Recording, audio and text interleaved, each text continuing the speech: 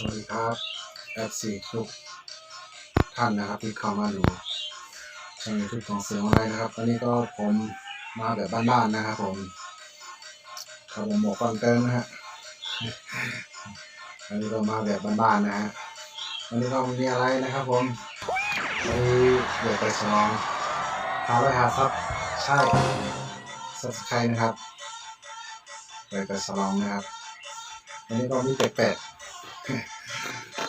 แปลกๆนะครับวันนี้ก็เรามาดูกันอันนี้นะครับอันนี้ไม่ใช่หมากส้มนะครับอันนี้เป็นข้าวนมนะครับผมนะครับอันนี้ครับสลอง550ซับนะครับอย่าลืมกดไลค์กดแชร์และกดติดตามเป็นกำลังใจให้ซื้อมันได้ด้วยนะครับผมสามารถคอมเมนต์ตั้งลงได้เลยนะครับวันนี้ก็ทำงานเสร็จนะทำงานบ้านนะครับบรรยากาศหลังบ้านนะครับมีนกเขานกอะไรต่างๆนะวันนี้ก็มาแบบบ้านจริงๆเลยนะครับผมเราไม่ว่ากันนะครับผมไม่เอานักละแล้วก็มากินกันเลยนะครับ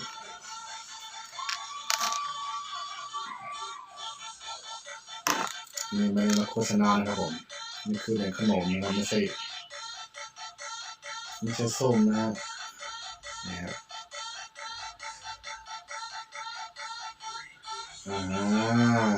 ลองกินกัน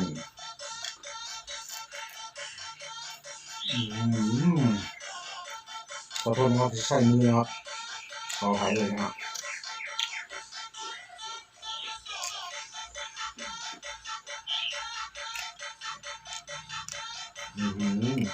อร่อยนะครับพี่น้องนะครับพี่น้องครับไม่เป็นส้มใจหมักจอกขนาดนั้นเนาะเป็นขนมขมุนกับจังเจเย็นนะครับพี่น้อง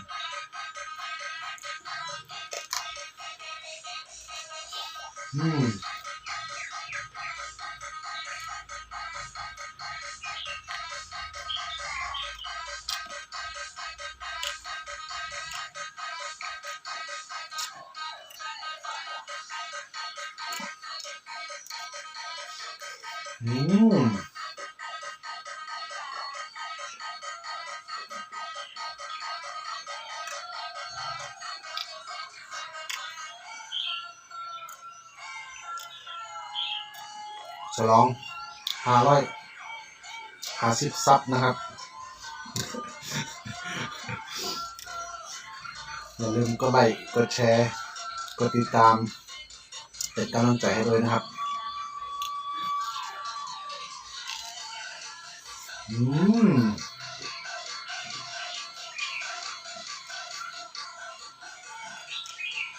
ต้องรีบกินนะครับกลัวมันละลาย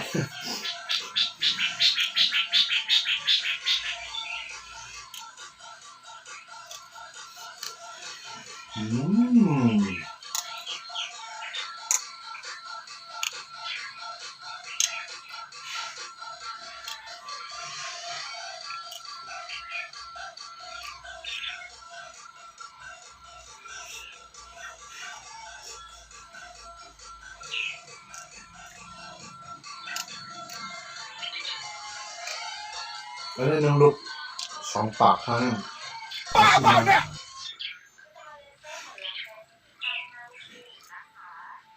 1 ลูก 2 ปาก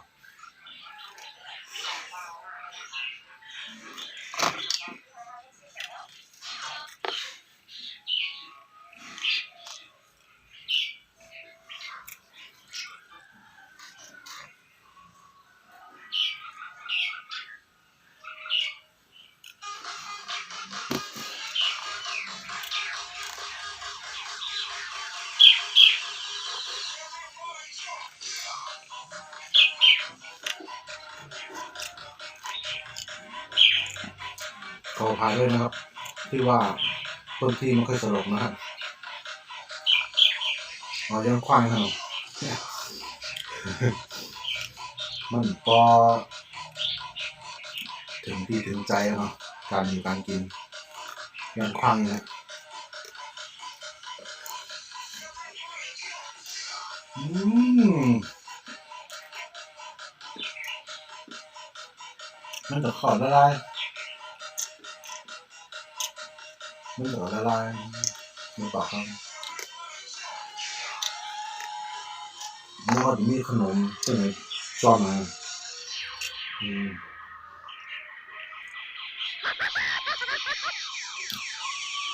มันเหมือนเจิ้งเขาเรียกไก่ฮะ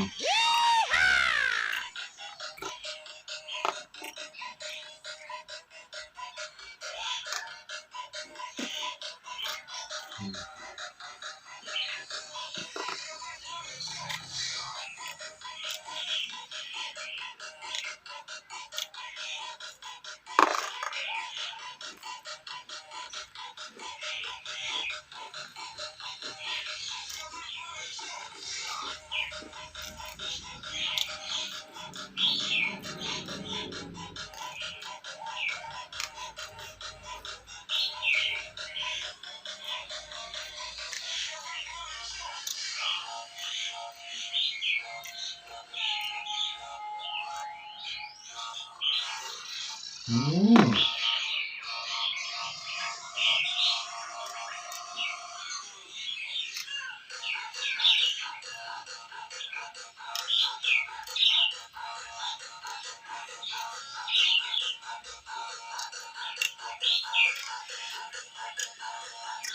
เขาไม่น้ำ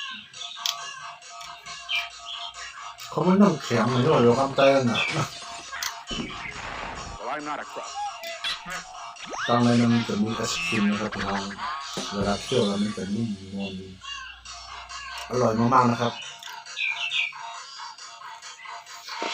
อืม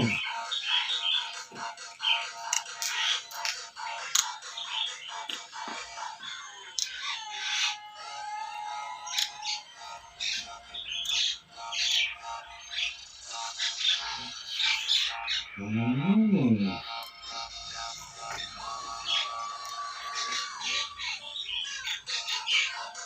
พูดไม่ถูกหรือว่าที่บ้านไม่ถูกแล้วนะครับสามารถคอมเมนต์ได้นะครับ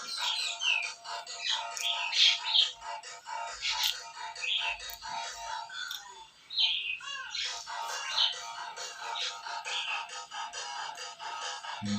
ม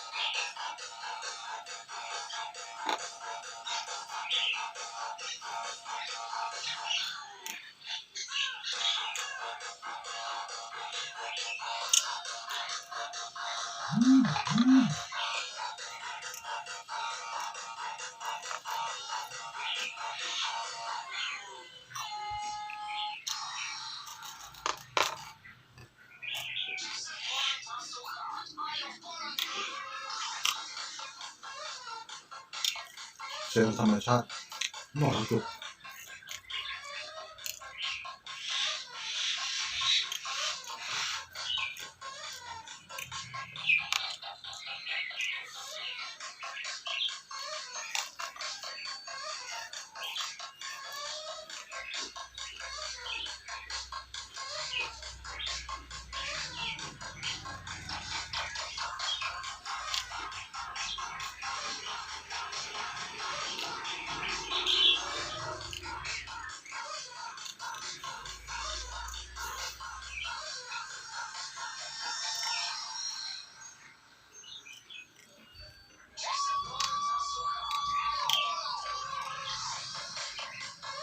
ขยำในกล่องเดิมมันเริ่มใหม่แล้วเนาะก็ใหม่ก็ต้องกินมันกัดเหมือนเดิมเหมือนเดิมน้ำกามน้ำกามเหมือนจะไอศครีมแบบไอศครีมนะครับเนี่ย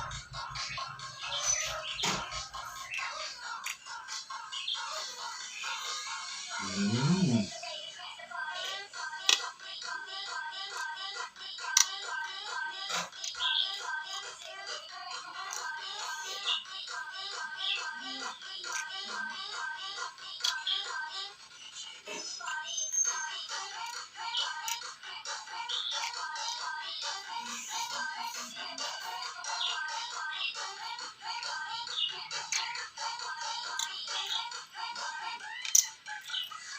วันนี้มาแบบ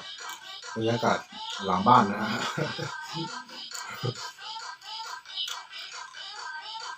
ขออภัยด้วยนะครับแต่เกาต้นหนังมันบอกให้สวยงามนะมาแบบบรรยากาศเต็มๆนะครับ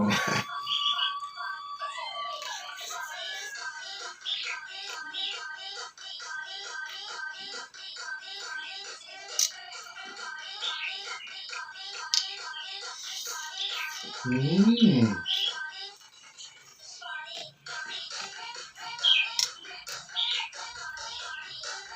วันนี้ก็ไม่มีอะไรมากครับมีเพียงเท่านี้ครับขอบคุณที่550ซับนะครับวันนี้ก็ผมขอจบเพียงเท่านี้นะครับอย่าลืมกดแชร์กดติดตามเป็นกำลังใจให้นะครับขอบคุณครับสวัสดีครับนาสิงห์ทุกคนครับยินดีต้อนรับ